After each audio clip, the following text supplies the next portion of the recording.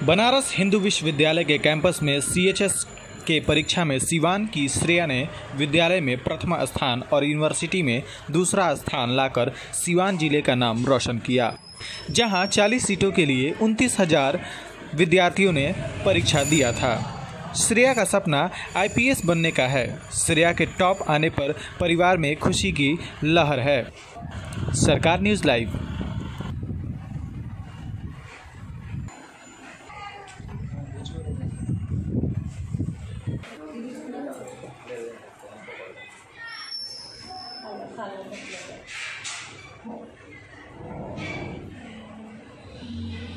हुआ है, आप बीएचयू में कैसे पढ़ती हैं, पूरा बताएं।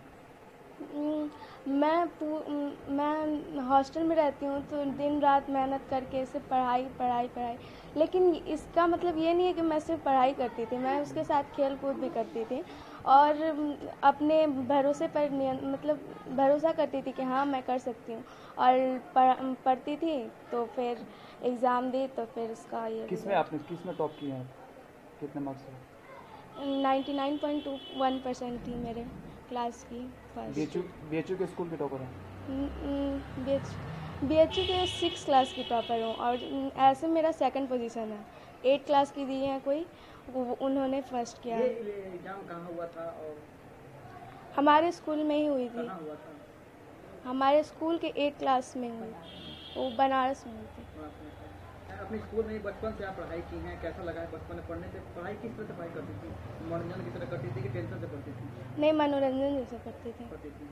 तो किसको श्रेय मानती हैं अपने उपलब्धि के बारे में? मैं तो सबसे पहले अपने पापा को अपने ये मेहनत का श्रेय मानती हूँ कि उन्होंने मुझे दिन रात मेहनत करके कोचिंग पहुँचाया, फिर मैं ये पास की। लेकिन फिर मम्मी को भी देती हूँ क्योंकि उन्होंने मुझे सारा चीज़ याद करवाया, पढ़ाया लिखाया।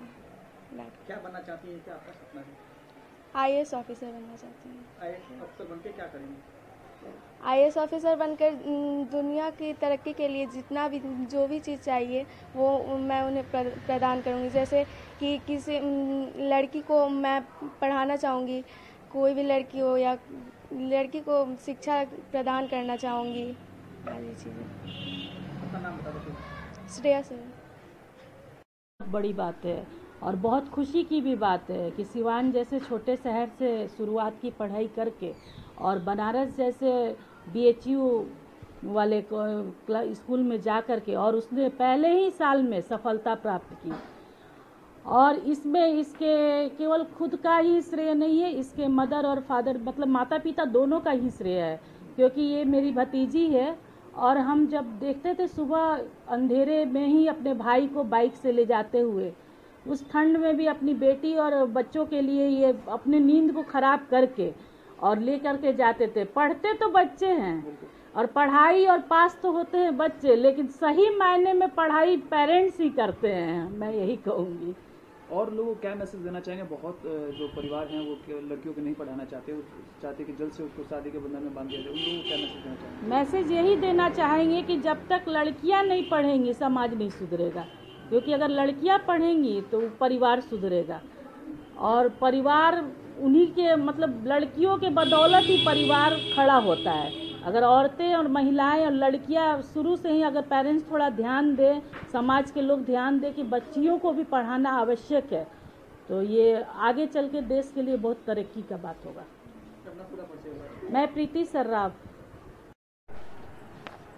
देखिए, मैं बच्चा और बच्ची में कभी डिफरेंस नहीं किया और ख़ासकर मेरी बेटी ये श्रेया शरण है, शुरू से ही इसका जो एकेडमिक बैकग्राउंड है वो बहुत ही प्रोस्पेक्टिव रहा है। जहाँ भी ये शुरुआत इसका एजुकेशन, प्राइमरी एजुकेशन इसका हुआ वातायन स्कूल नागेंद्र पथ सिवान में, और शुरू से एलकेजी से ही इन्होंने अपने क्लास में प्रथम स्थान प्राप्त करते आई है, कभी कभार दूसरा स्थान पर भी रही है।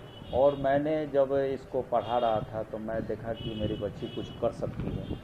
वैसे स्थिति में मुझे लगा कि मुझे इस पर मेहनत करना चाहिए ताकि इसके काबिलियत के साथ इंसाफ हो, और उसी इंसाफ को करने के लिए मैंने एक प्रण किया कि इसको सिवान से बाहर हमको भेज देना है पढ़ने के लिए ताकि ये कुछ कर सके।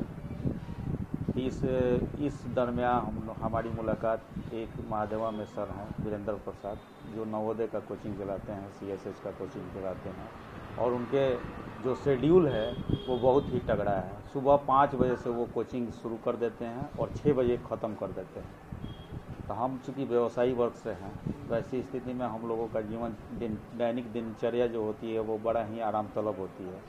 तो मैं जब प्रण किया अपने बच्ची को कुछ कराने के लिए, तो अपने सारे सुख सुविधा को त्याग कर और ये शुरू किया भगवान भोलेनाथ का नाम लेकर। तब ऐसी स्थिति में हम जब शुरू किए तो तमाम बहुत तरह की परेशानी हमारे साथ आई। 1-2 घटना ऐसी घटी कि जिसके चलते मुझे हतोत्साह भी होना पड़ा, लेकिन उसके बावजूद मैं पूरी तरह से संकल्पित था कि मैं अपनी बच्ची को कुछ प्रयास अवश्य अवसर जरूर प्रदान करूंगा। देने वाला तो ऊपर वाला है। श्रेया का एक सपना है IAS बनना, क्या उसके लिए भी आप लोग हमेशा सपोर्ट करेंगे? देखिए, होनहार बिरवान के होत चिकने पात, ये शुरू से ही अपने क्लास अपने ही से करते आई है, और इसको मुझे कभी ये चीज़ नहीं कहना पड़ा कि चलो पढ़ने जाओ।